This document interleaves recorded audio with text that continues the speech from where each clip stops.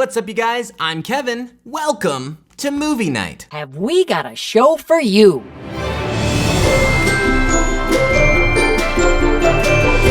Ever since I started reviewing Christian media, first with Nostalgia Christian and now with Movie Night, I've gotten requests to do one particular kids show. VeggieTales, VeggieTales, VeggieTales, VeggieTales.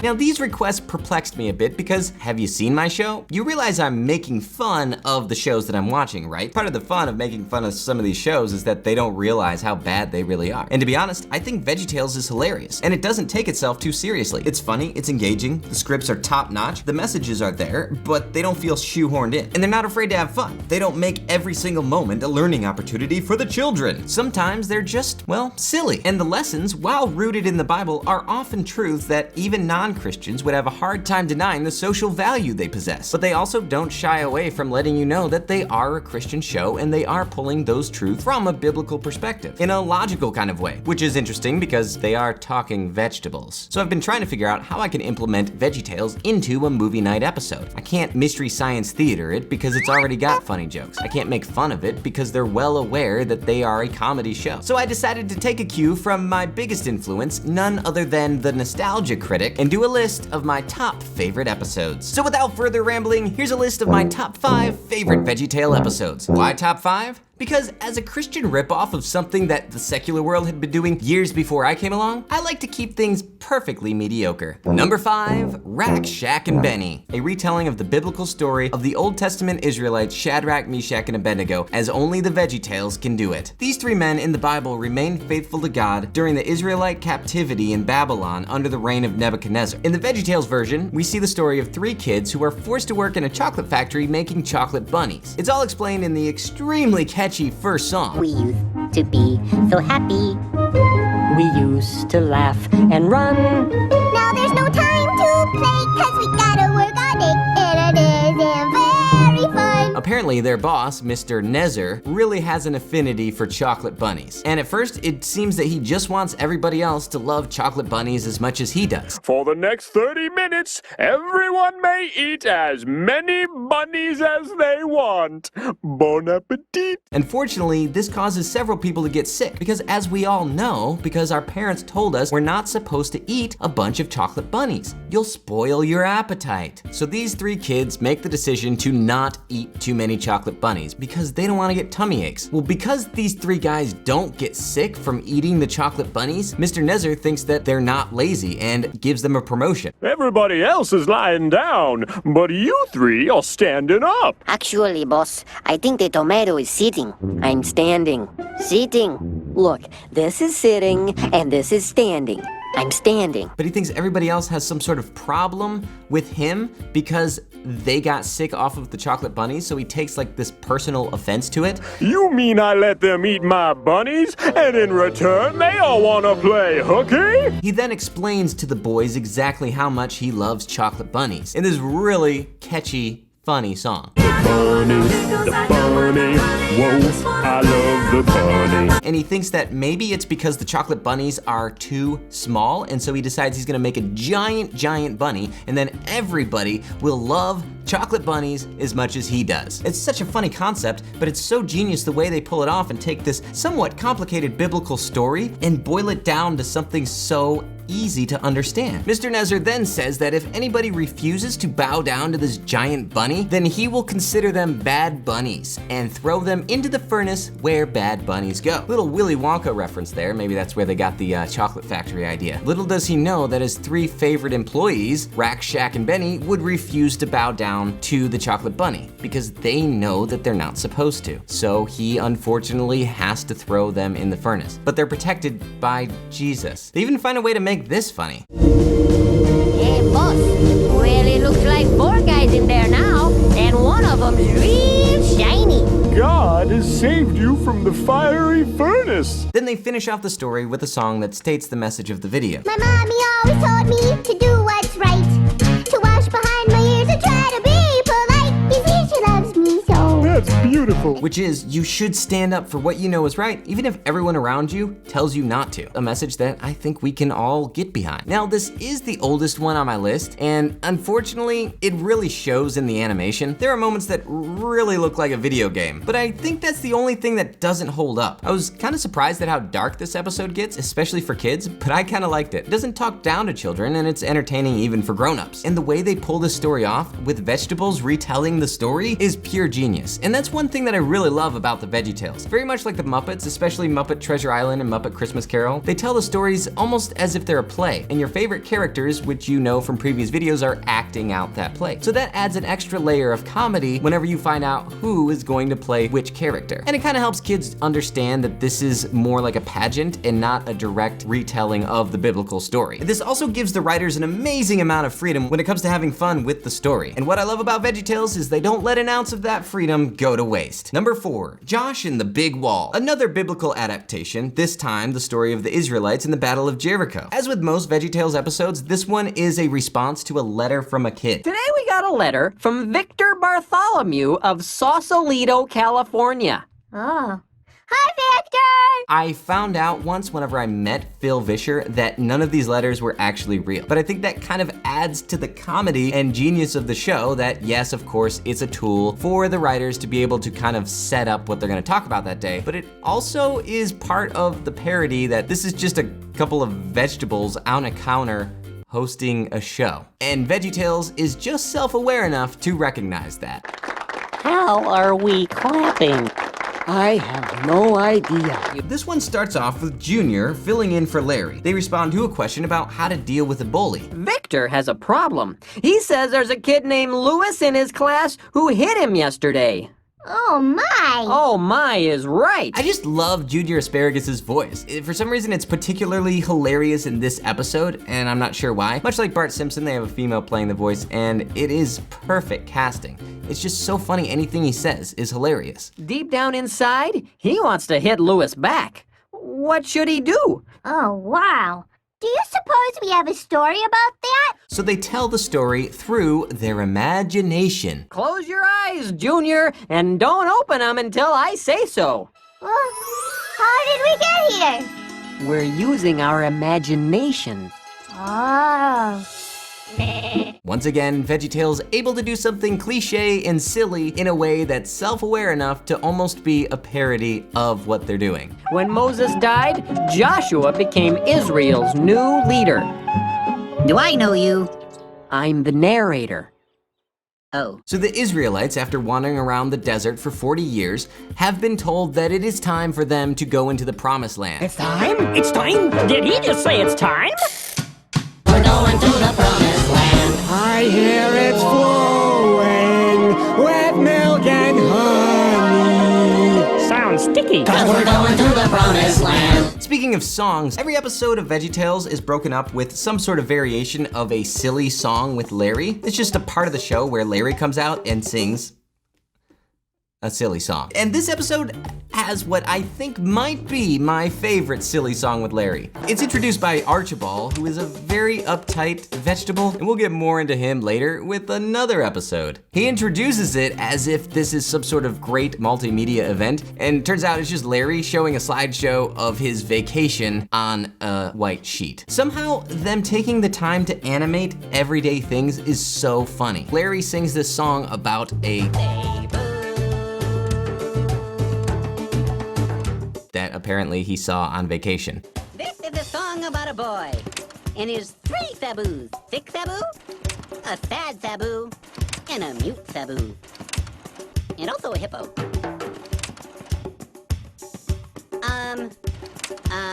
This is me at the airport. This is my Aunt Ruth. This is me at a bullfight. This is me fighting a bull. And within all that, they have this joke. Oh, wow. Forgot about that one. That's it. What was on it? You never know. Letting everyone imagine something completely different on that slide, depending on how warped your mind is.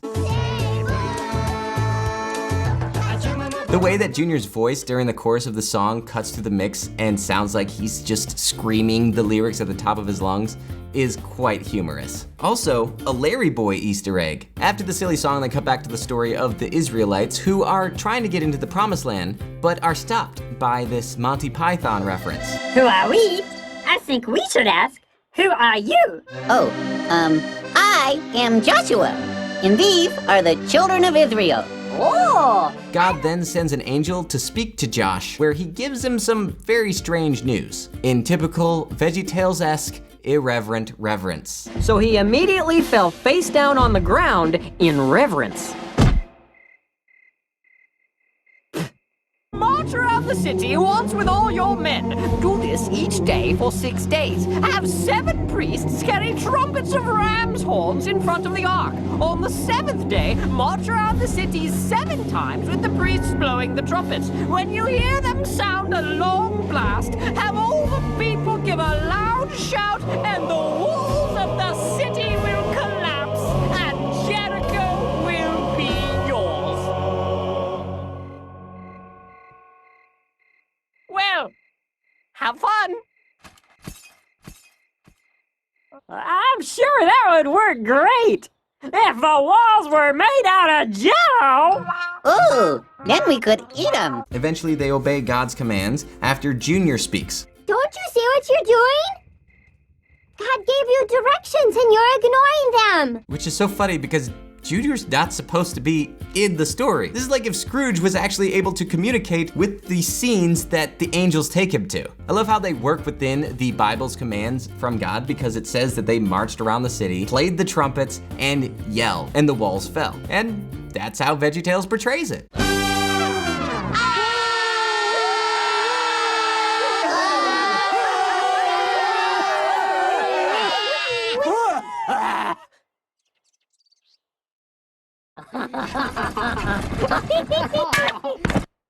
That was amazing! But did they really build a rocket in the middle of the desert and get slushies dropped on their heads? No. Those were some things that we put in our story. One thing that I have noticed with VeggieTales is they seem to have this kind of obligation to have to overstate or qualify a lot of their jokes. Essentially, it seems that they're trying to preemptively counter a lot of the uptight Christians' responses and letters that they'll get about the episodes, saying that they're disrespecting the Bible or the source material. Truth is, I think those people are probably gonna get upset no matter what they do. I mean, they're vegetables retelling Bible stories. And those of us with a sense of humor get it. It's all in good fun. We understand, and so it comes across like the show is talking down to us. So while I understand why they do this, really it serves no purpose other than it coming across like the show is speaking down to the viewer. That being said, if VeggieTales has to do this, then I certainly can't think of a more subtle way to pull it off than the way they did. So for that, great job. All in all, it's a fun romp with awesome songs, a great message exploring alternatives to violent or emotional reactions, even when it feels like that's the only solution. A timeless message and an instant classic for young and old. Number 3, The Ballad of Little Joe. So Bob wants to tell the biblical story of Joseph. The Joseph in the Old Testament, not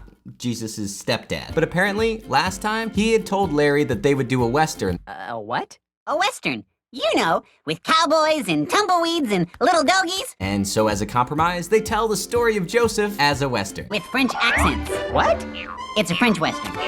Okay. Anyway, there was Reuben, Ho ho! Simeon, Bonjour! Levi, Adi! oh, and Jude.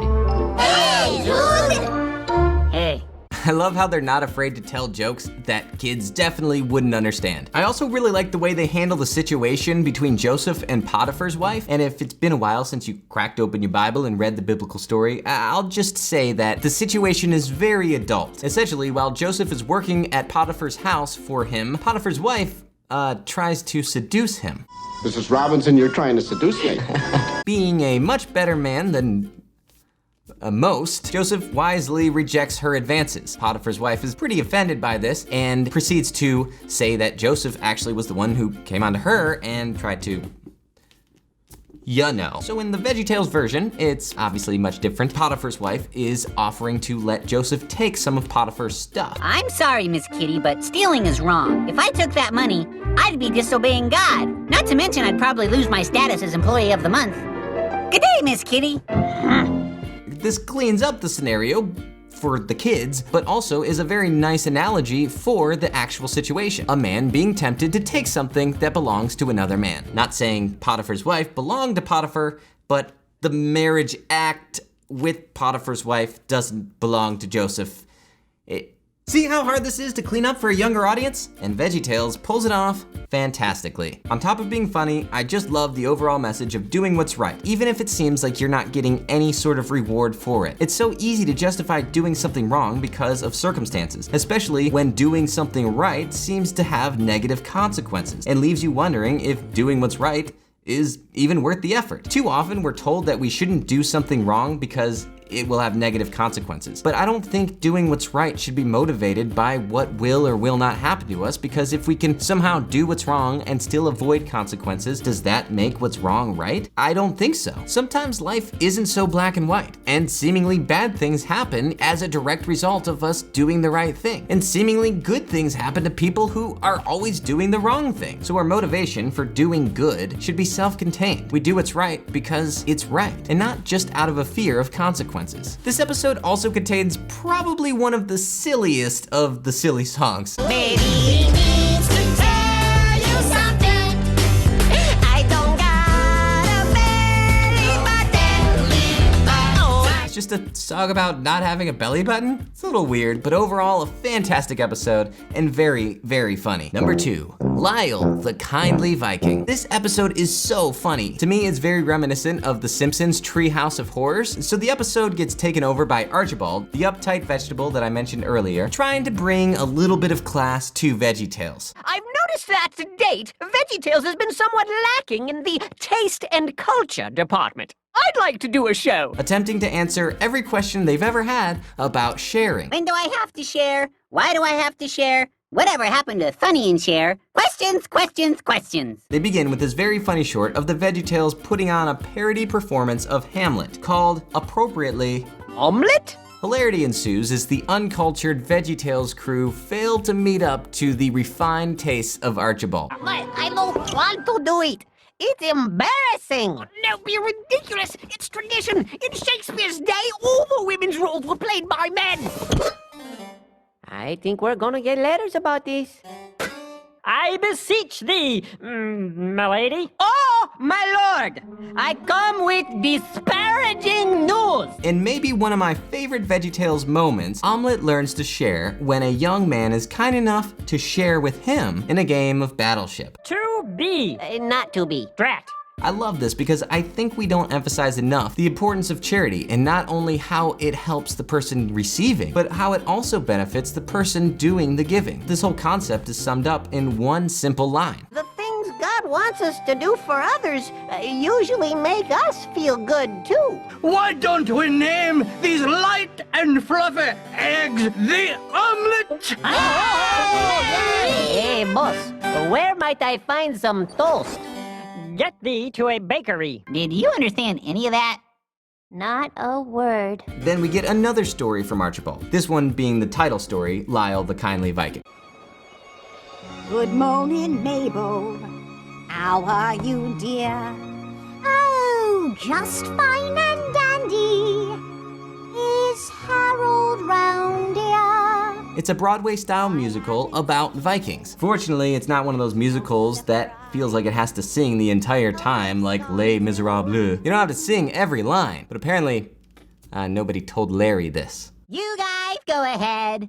We'll catch up. You don't have to sing. But it's a musical. And it is what you would expect. A group of mean Vikings who every week pillage this group of monks, bring back the spoils, and Lionel is just too nice to do that kind of thing. He takes his share of the loot and carries it across the sea to give it back to the monks. You're too close. He's gonna see us. No, Ben, I'm not close enough. Would you just let me? We're gonna lose him. I'm just trying to A little closer. And much to their surprise, he led them right back to the monastery they had raided the night before. Why not? Come Would on, you just? No, let go. Would you I got give him. me the? I got him. You just The other Vikings don't take too well to Lyle being so nice to other people. Hey, this story seems a lot like another computer animated tale called How to Train Your Dragon. That's what I thought. But remember, this came out almost 10 years before How to Train Your Dragon, which was a DreamWorks film. And big idea, the creator of VeggieTales, their parent company is now DreamWorks. Coincidence? Probably. I don't know. What do I look like? Someone who knows a lot of facts about movies? Now, I won't give away the entire ending, but I'm sure you can guess that Lyle's kindness pays off in the end. When the Vikings find themselves on the sea during the storm, the monks decide to help. Well, they try anyway. Where's the life ring? Right here! Hang on, Lyle! Help is on the way! Huh? What'd I throw? It's an inspiring tale of kindness, selflessness, spot-on jokes, and everything else VeggieTales does right. And the #1 VeggieTales episode that is my favorite, Lord of the Beans. This is not only my favorite VeggieTales episode, but it is my absolute favorite and probably what I think might be the best Lord of the Rings parody ever done. And that's including the Lego Lord of the Rings video game, which is also quite hilarious. The casting of Mr. Nezer as Randolph and Junior as Toto Baggy Pants is just spot on. Randolph, you're late. I am never late. I arrive precisely when I intend to.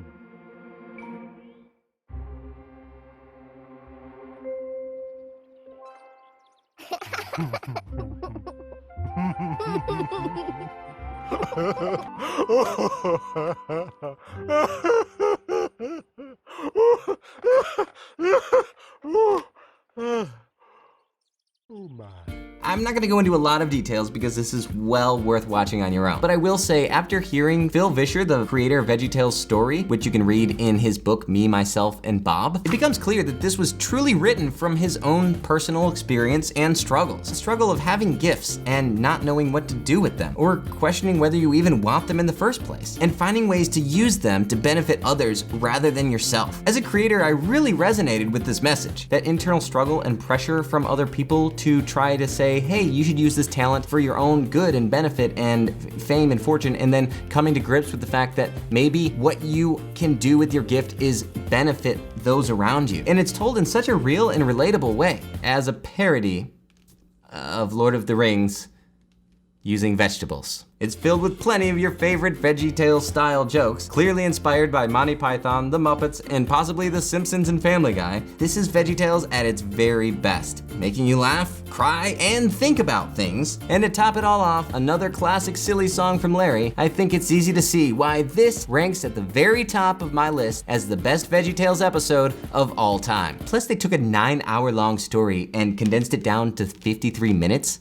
What? So there you have it, folks. My top favorite VeggieTales episodes ever done, ever in my whole life. This list was pretty hard to put together because there are so many great episodes of VeggieTales. And I'm sure that my personal top 5 differs a great bit from your personal top 5. But that's all right. Let me know your list in the comments below. Also, if you know of some other great high-quality Christian programming, I'm always open to your suggestions. And if I don't like them, I'll just ignore them. Some of my other favorites are Little Dogs on the Prairie. Carols the show 3 minutes ago. What? You went back already? Well, pardon me for keeping up with the times. And 3-2-1 Penguins.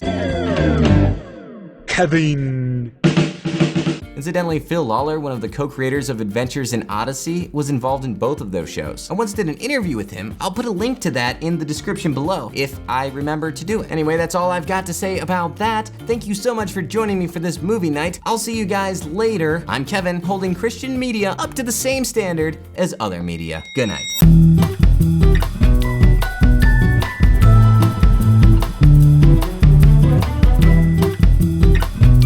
Hey, big shout out to everybody who has given suggestions for Christian movies. I've learned about like 1 million more Christian movies that I've never even heard of before. I am so grateful for your suggestions. Keep them coming. These videos are a lot harder to make than my weekly videos, but I've got a whole list on my calendar right over there of movies that I'm gonna review, and I'm gonna get through all of them eventually. Also, something that does help me out is I have a Patreon, and not only does it take time to put these together, but it also takes money. What do I use the money that you guys give me? Well, I use them to legally purchase the videos that you watch. Every single thing that I've reviewed, I have bought the movie thanks to patreon.com/SayGoodnightKev. If you like the videos and you want to support it, then feel free to do so. If not, just share the video with a friend. That's all I ask. I need to go to the bathroom.